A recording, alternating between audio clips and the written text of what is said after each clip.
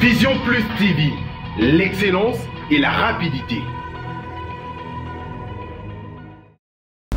Bonjour et bienvenue. Bande Kobalandi à Vision Plus Télévision, na Congo Web, Boko Landabiso, na Mokili Mobimba, question et actualité, ya monde entier, etikali bongo rivé na lisolo kaka to na likambo moko pandémie okotungisa Mokili Mobimba, pandémie à coronavirus, mais na Congo ndenge nini ba ko bundisa pandémie à coronavirus, mais pembeni na yango pandémie yango yeka ya pamba te yeka na liwate e pe na makambo mususu ko bomisa bato, ezali pauvreté, ezali pasi. Lelo to ko solo la bongo na conseiller spécial, il y a président de la République en matière il y a lutte contre la pauvreté aux ali cellule moko spéciale hein, et zala qui vraiment était plus na ba département union sur la président de la République mais les commis important makasi parce que pauvreté et bakisami susu moi na mboka son excellence Judé Badibanga Mbote Ndeko Raphaël.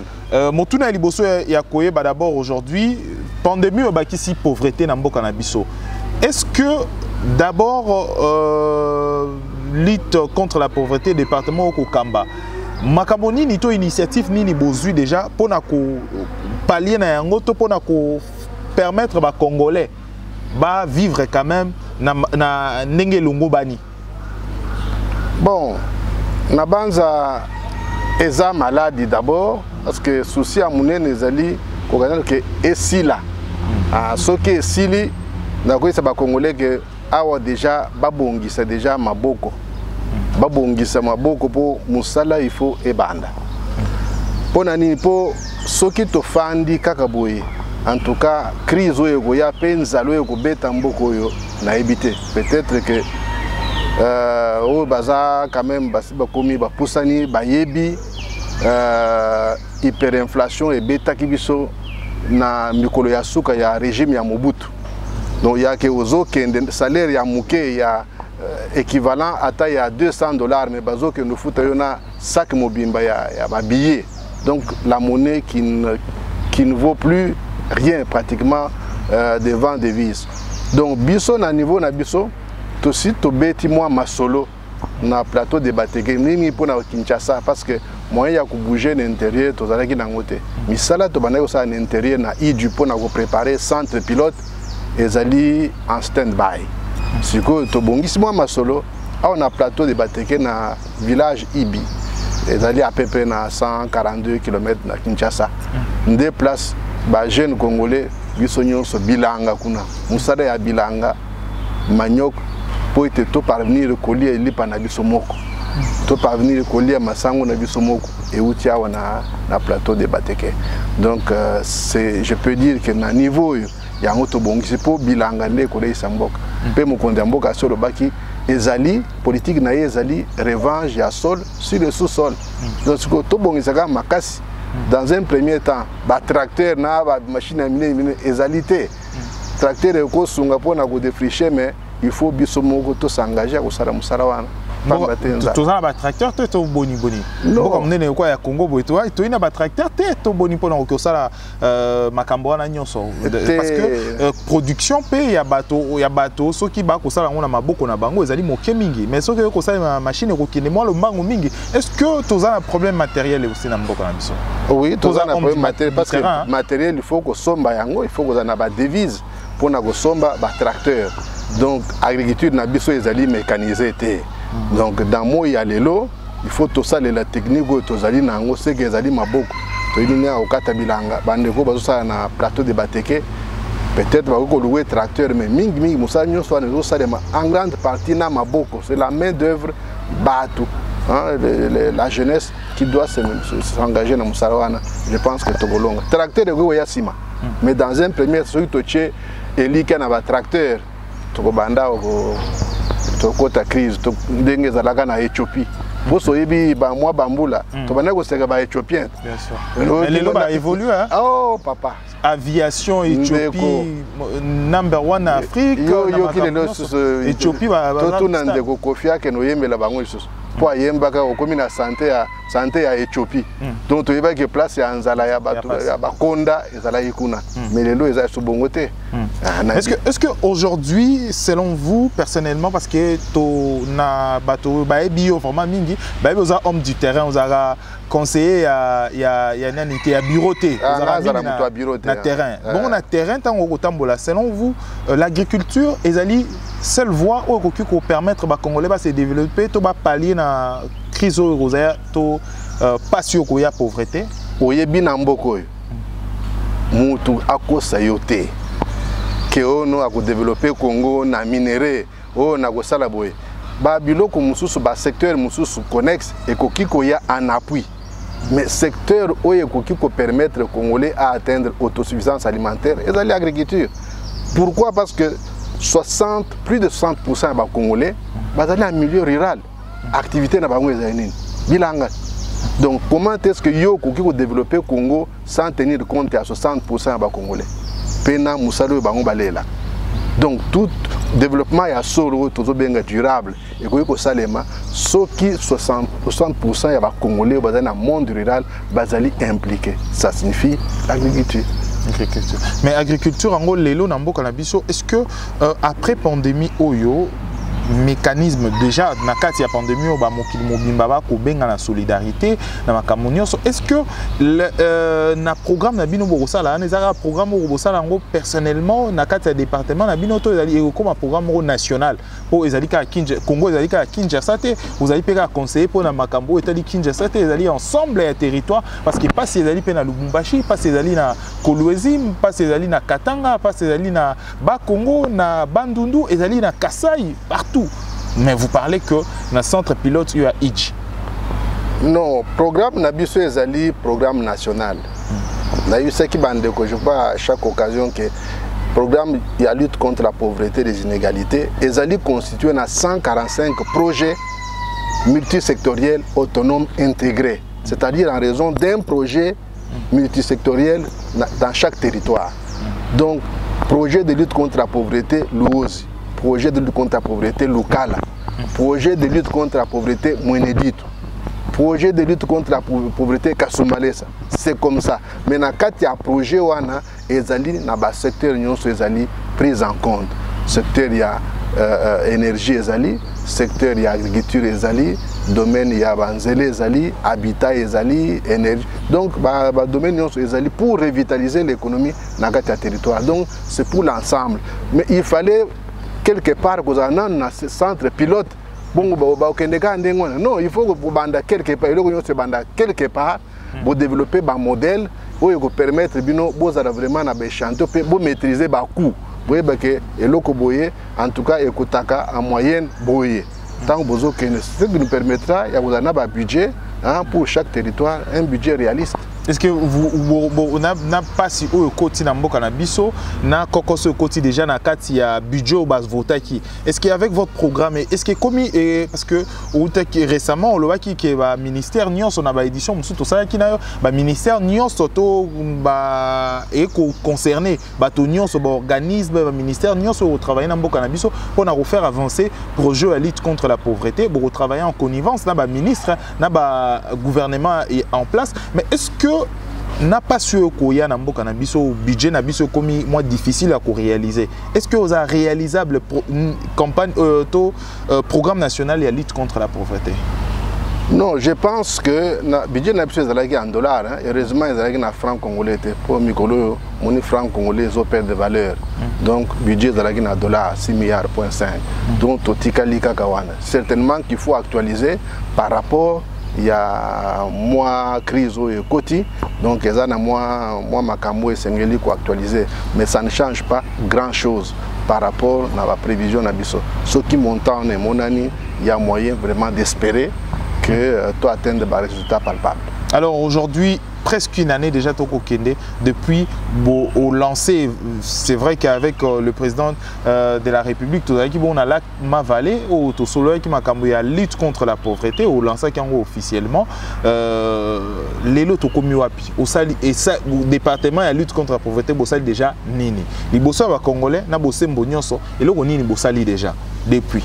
Bon, il y a on a le tant que tu lancé Misalawana, na programme, na biso, il fallait d'abord un centre pilote. C'est un pays continental. Beaucoup de gens ont été qu'est-ce que vous allez faire? Est-ce que vous avez un modèle? Modèle, il y a une maison de campagne, ça coûte combien? Hein? Maison moyen parce qu'il faut domaine et habitat. Quel est le coût moyen? Parce que la technique d'habitude empirement. Que bakata mabanga batailler ba jeune apprendre aux jeunes batailler mabanga ba empirer au lieu de ça banzele à mabele ko sala banzele bon ko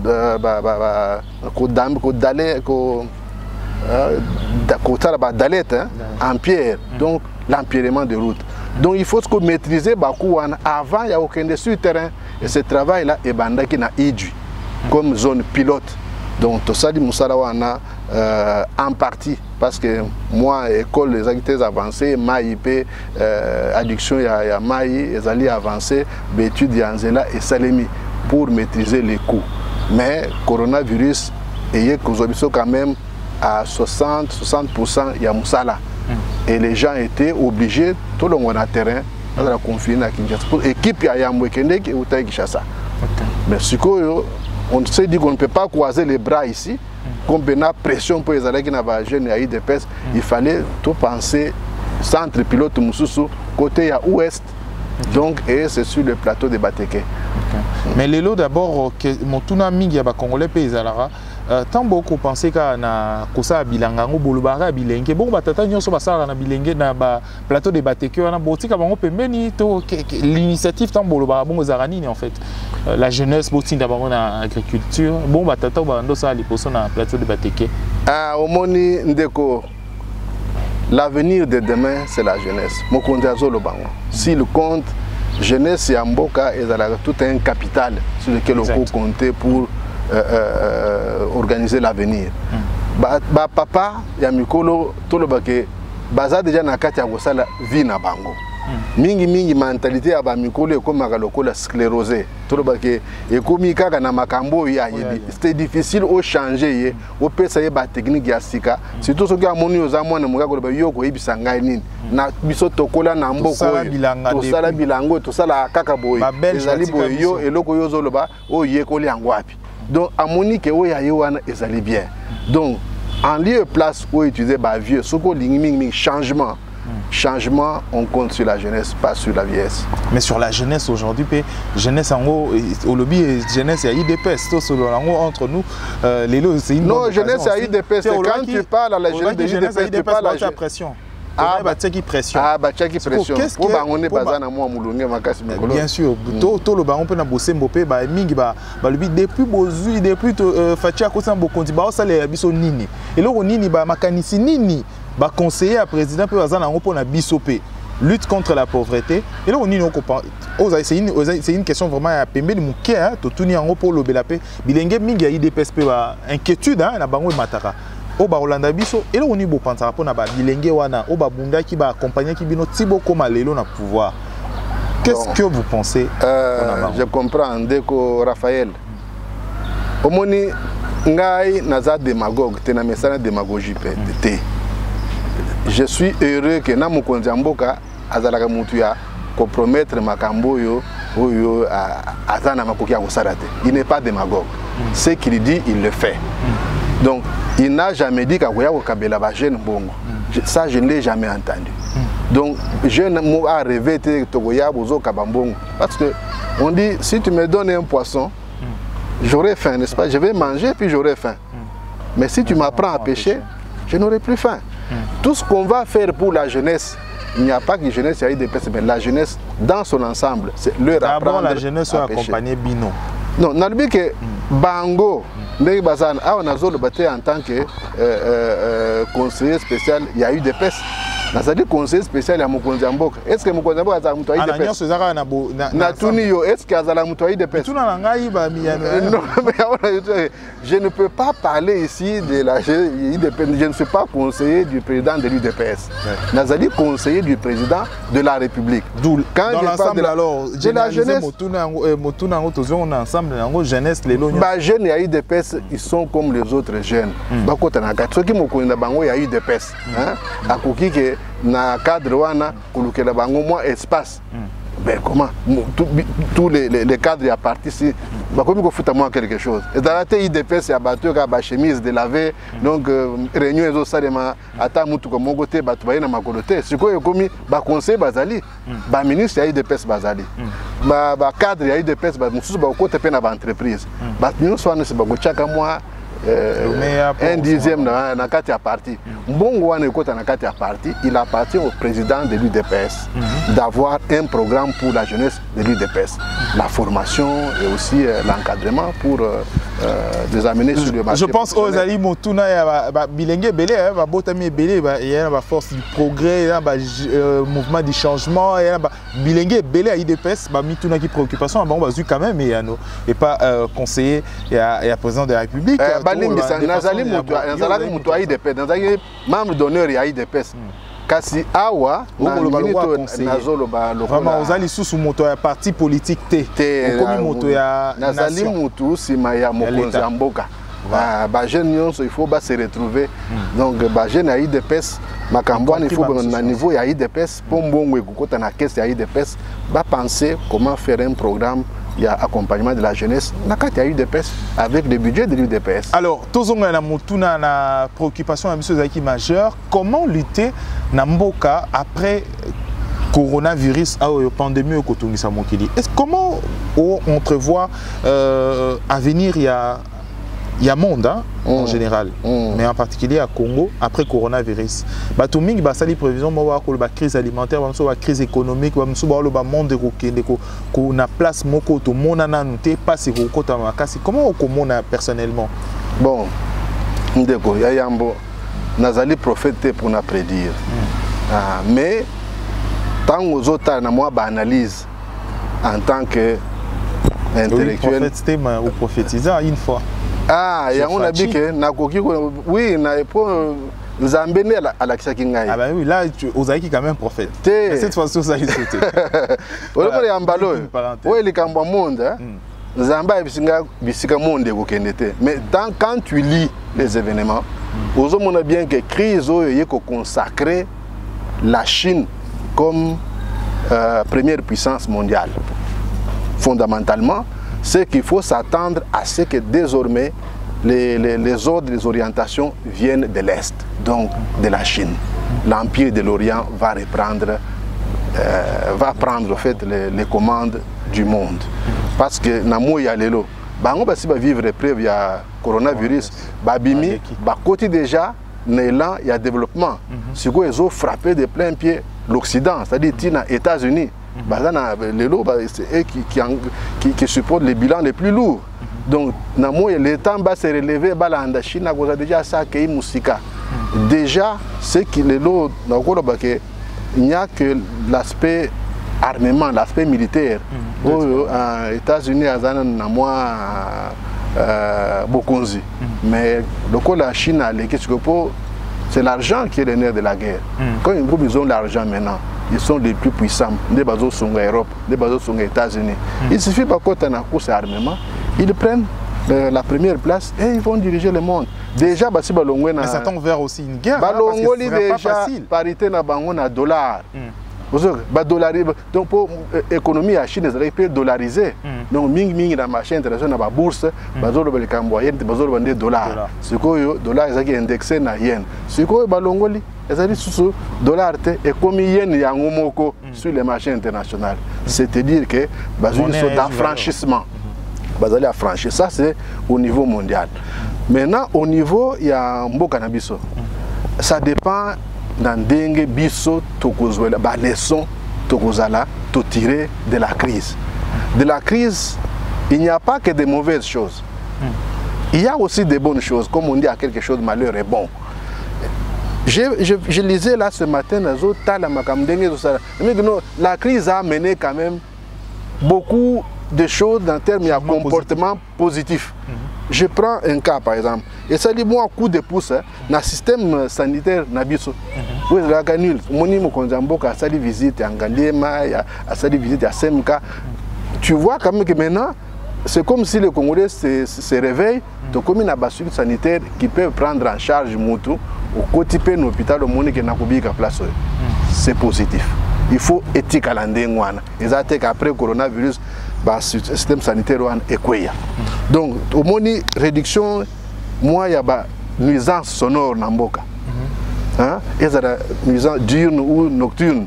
C'est un aspect positif. Déco. Mboka comme quand même, il y a des bâtons moins civilisés. Makelele, tapage à gauche, à droite. Et ça, il sauté. Éthique à la bongo. Et ça, c'est que le corona est ici, tozongeli comme primitif. Non.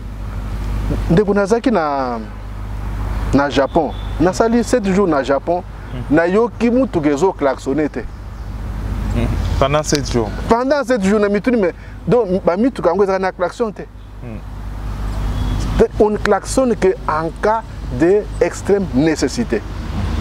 Ça signifie que tout le monde est discipliné. Ozomona batu bazo ke ni mulongo moko.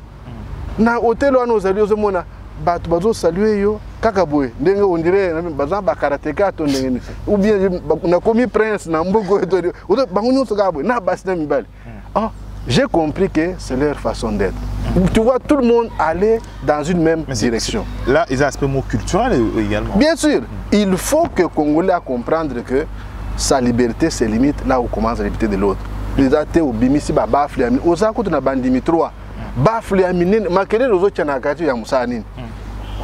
Mutu pe azo yete oche makelele dit toute la semaine mutu ayete mais tu continues, ce n'est pas bon. Donc aujourd'hui aspect n'était à sobriété dans la dépense funéraire. Exact. C'était un aspect négatif. Ils ont pérennisé Bobola.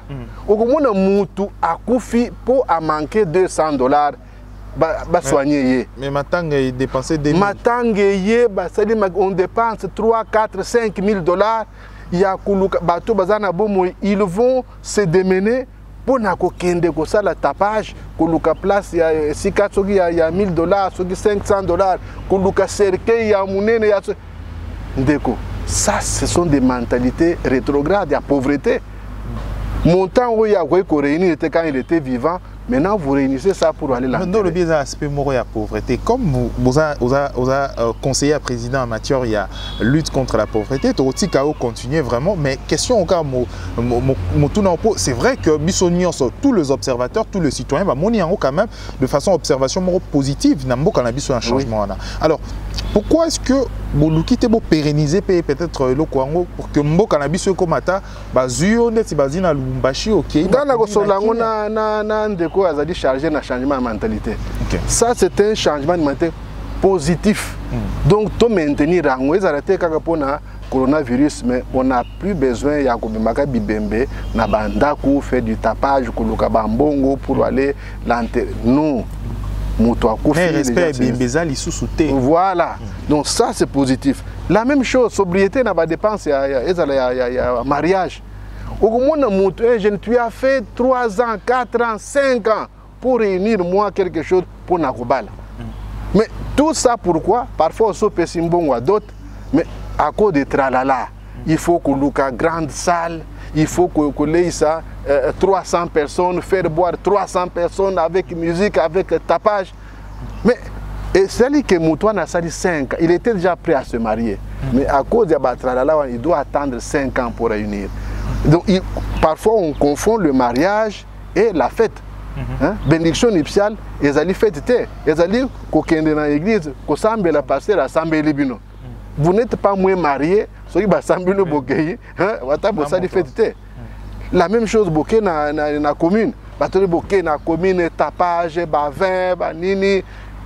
Tout ça, un jeune pour Nakobala, il prend tout son temps, toutes ses économies dans l'opération. À Sali, le lendemain, à Libala, il n'a pas quoi manger. Parce qu'il a tout mis dans Katia. Il s'est endetté, voire même. Voilà. pour moi, si j'étais encore, je n'aurais marié, n'a profité d'un moment où et si je ne serais pas moins marié. Avec 5 invités, 10 invités. Exact. Tout, ces gens-là ont compris qu'aller prendre l'argent, investir dans les tralala, mariage, on peut parfois après, avant 5 ans, il faut faire la même chose encore. Non, ce sont des comportements qui pérennisent la pauvreté. Et coronavirus, en tout cas, on peut profiter quand il y a tout se rééduquer.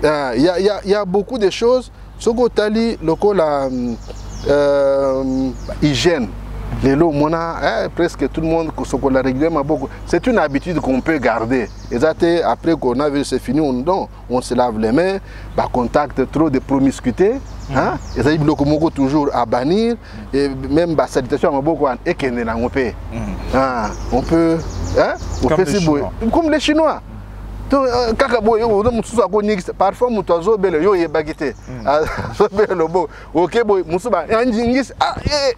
tu lui as fait mal. Donc, donc c'est des comportements. Mais c'est pas aussi quelque chose lié à un comportement en tant que Bantou. Mais on peut changer. On a l'habitude à fraternité. Il n'y a que des imbéciles qui ne changent pas. Pour expérimenter que l'eau ils allaient bien. Pourquoi ne pas changer? Ceux qui l'ont instauré sont plus sages que nous? Non. Maintenant, on trouve que ceci est positif. Adoptons ça et que tout est liboso. Voilà, donc moi, si on fait l'analyse, il y a du positif. Le confinement, il y a du positif lié à la crise. Maintenant, à niveau, il y a lutte contre la pauvreté. Dans le bien. Certainement qu'il faut une analyse profonde. Parce que comme avant Corona et comme après Corona. Non. Donc, et moi je dis que changement de mentalité, dans ce qui est un plus, que chacun se définisse. Parce que tout d'abord on dit chacun pour soi, Dieu pour tous. Tout de l'eau, occasion de faire 2 mois, 3 mois confinés, pas naïo. Chance aux alaki nangote. Vous avez qu'à tongo aussi ok. Ozongi buto mon agaba na yote. Tongo aussi ok. Mais dans ces 2 mois, chacun doit faire une introspection, comme on dit. Au salimo analyse na yomoko, on dit qu'est-ce que tu peux faire. Qu'est-ce qu'il peut faire après le confinement. Qu'est-ce que le pays va faire pour moi? Non. Si chacun de nous après le confinement a eu 3 mois à raisonner, qu'est-ce que je peux faire après le confinement? C'est un grand départ. Alors aujourd'hui, c'est aussi une occasion pour est-ce que c'est aussi une occasion plutôt, c'est une motuna pour la baille politique, va comprendre aujourd'hui. Ne ba msu ba ndo kanisa que biso André ba kondi to stima maraté mais couronné tu sais terreur plus c'est pas ba kondiné ba tu ba zaina ma première rang ba na première classe ba décideur ba on tu ba ko banga makasi. Est-ce que c'est aussi une occasion pour les autorités banga liwa ba ko banga liwa bango monaka non et pas naé komeka kututé ba kondi mingi ba ko banga banga koma liwa et c'est une occasion nzamba bangi simo kili. Est-ce que c'est aussi une occasion pour que le dirigeant basse à la introspection, mon appel, d'abord ici au Congo, appareil respiratoire, tout le monde yango ezali vraiment pas si mingi, hôpitaux, koloba état nango kututé et tout le monde aujourd'hui a plus Europe qu'en Afrique. Est-ce qu'il n'est pas aussi occasion de continuer sa introspection, d'abord mboka na bango parce qu'aujourd'hui tout le monde veut se faire soigner mais n'a pas moyen ni na sepeli ndeko ya on a le but que nzambe azaki peka na raison tant que le coronavirus ba chrétien ba nzambe ala lagite non coronavirus ye ko pesa biso ba leçon na biso ya mutu na mutu amitala nanu ye moko atala amon pourquoi coronavirus? Qu'est-ce que je dois changer ngai moko d'abord après coronavirus na ko vivre ndengenini. Si chaque Congolais, y compris les autorités, avant de commencer la politique publique, tout le monde a politique personnelle, une solution personnelle individuelle. Il y a Moutouye Moko, à Mitali, dans le comportement, il y a moi, si na bana. À mon que ceci était négatif, crise payango, parfois, si vous avez un bongo, na biloko mususu ezangatina na certains comportements masanga na vie ya débauche à basi, c'est-à-dire qu'il peut reculer aux monde. Il va certainement se rendre service na famille naie par rapport à la pauvreté. Donc au monipe moi mentalité à Gorobake Mbongo na banego bebisa, je peux construire une épargne. Na monipe ba l'homme soit positif na bosanaki. Les Congolais pensent aujourd'hui ba kinois que ça moi stock ya vivre na kati andako. Parce que comportement ya kinois azana mbongo. Azata na 300 dollars na poche. Azolo mwana tongo abimisi 20 dollars po basara basombati basa esili mutu abombi lobi akoya ko pesa 20 dollars. Il ne peut pas sortir 100 150 basadi provision il y a tout un mois. Il préfère donner quelque chose chaque matin à sa femme. Mais avec le coronavirus, les gens pensent ah donc il faut penser stock, qu'il faut vivre. C'est-à-dire que le jour où on te paye, moi ça au lieu de la par jour, tu construis un stock, au sein du stock il y a un mois. Ça va t'épargner ceux qui dépensent moko aléatoire au yaka, aussi au sein de provision en dako, au moins que au stabiliser. Kolia ya bana pona ba autorité pe ba konzi mboka lelo boa ba décider boana batu boko mona président de la République à tout moment sans audience bien sûr. Est-ce que et ça depuis no pe bokanisa quand même état to ko mema mboka na biso parce que lelo ba hôpital na biso artiste et musicien moko yembi yango mama yembo ba mema ekututé. Est-ce que lelo bo penser pe na ko bongisa quand même je ne peux pas répondre à la place des autorités. Chaque autorité azali redevable. Ne fût-ce que mais ngana za déjà l'habitude ngai déjà côté redevabilité combien de fois to solona yo makambo ya lutte contre la pauvreté. C'est la redevabilité na santaka devoir wana de rendre compte. Boye dans le but que voilà makambo tolobaki tara tozo salaboy. Chaque fois, je rends compte. Ceux qui ont un budget à l'État, ils ont géré. La même chose, elle te dire aussi que papa, si Mbongo Yango, ils ont autant, dépenses, ils ont autant, Oetikali Yango, Moussale Salemi Yango. Vous comparez dépenses, na ni réalisation, na sali. Mais le corps, l'État, le gouvernement congolais a fait ça dans le budget. Donc, à quoi tu n'as pas été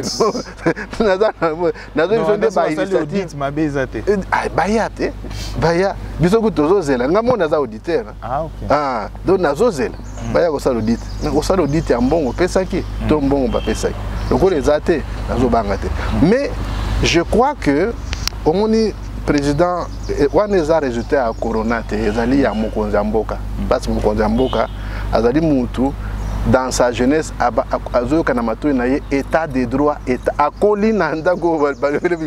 état de droit état de droit état de droit na yemoko alobelango plusieurs fois. Donc le fait que tozo bunda pour état de droit et fanda ezali ya malobate mais e fanda tout le monde peut que ezana katia ko fanda ce qui est fandé ça règle beaucoup de choses pour mutunyo so mandat public azo te balobiki ezaya yo non. Les procureurs, la justice a droit ya koyeba ndeni nazo sala musare à l'État. Cour des comptes toi nengo monde. Batyo tozo gérer mbongo à l'État. Musare ya cour des comptes ko kende kotala ndenge nini basadi ba dépenses est-ce que za yangwana ko kende webi sa nani ba élu du peuple l'assemblée parce que cour des comptes est dépendant de l'assemblée.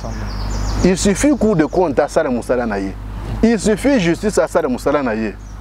Papa paradis est commis à Congo. Congo est commis paradis parce qu'en ce moment-là, donc, Tozo Yeba Makamion, c'est ça de façon transparente.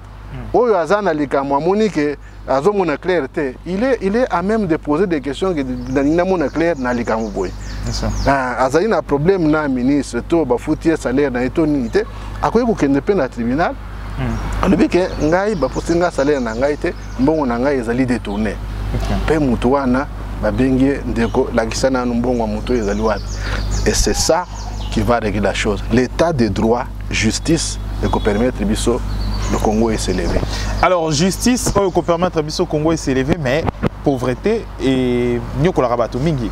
Voilà pourquoi il fallait tout nyo quoi, tout symbole, tout solo là. Makamonini ako banza bongo conseiller spécial à la présidente de la République, d'où Makanisi Nae, Ezali Makanisi ou a reproposé et pas Mokonzi Yambombo Kanabiso pour na Congo Nene Ekende. Voilà pourquoi Tongaki to Miyanola na mituna ba Congolais nyonso. Je crois que ba Congolais nyonso ba mituna ki mituna sur la lutte contre la pauvreté. Bozui Biano Nabino, Tombaki Bongo. Je rappelle qu'il y a Ezali conseiller spécial à la présidente de la République en matière il y a lutte contre la pauvreté. Il y a Yende Tosoloa qui naï maï Matali Mboka Nabiso moi la Mboka Jude Badibanga. Tout comme Nasuka édition Nabiso Lelo, c'est vrai que ba mesure nyonso o ba pesaki et pas OMS na bato oya inerbe moi la Mboka Docteur Muyembe o azali bongo kokamba inerbe liloba na yo pe koki ko sensibiliser ba Congolais baike na mokili pour respecter quand même mesures, il y a distanciation, mesures, il y a commis batela pour lutter contre le coronavirus. Ce que ça va Congolais nini au bas Kolanda à travers le monde. Merci Ndeko Raphaël. Na banza mesure il y a distanciation ezali nanu na avantage ya mutu yemoko. Ezate ya tobondela ye. Yangona ba Congolais na comprendre. Bolamu na yo moko ekomi tobondela yo. Oh non, lata masque, comme si yo zo lati masque ngana zo gagner. Ngana zo gagner nini so yo lati masque. Ezali bolamu na mutu ye moko. Alata masque pour microbe wana et atteindre yete ezali exposé comme un danger pour na yo. Oui, mais bien sûr. Mais d'abord les premiers gagnants ezali ye moko. Parce que soki ngana zanango, il faut na ye moko ami battre pour ekome pa na yete. Donc, bénéficiaires les ananouillés. Maintenant, ce qui est assez à Kominango, azala quand même na moteur malam atike la baningate, hein, alo banasi na Kominango, tika na tamas po na obiza muninga. Mais le quoi Congolais on dit aux amitiés mamabe. Na banda ya yambo, il faut asala on pour na bénéfice na yemoko. Ami batela, azala distant pour mutute alingi liwa. Mutunyo so alingi ko vivre. Na mobola na mozui. Kontema oyo lobi kaka ba konzinde bazo bangate. Papa, ngana zaraki ona mwasi moko kocha bato makelele mobali azobi beta na se mobali akufaki. Bon kasi toke na cimetière.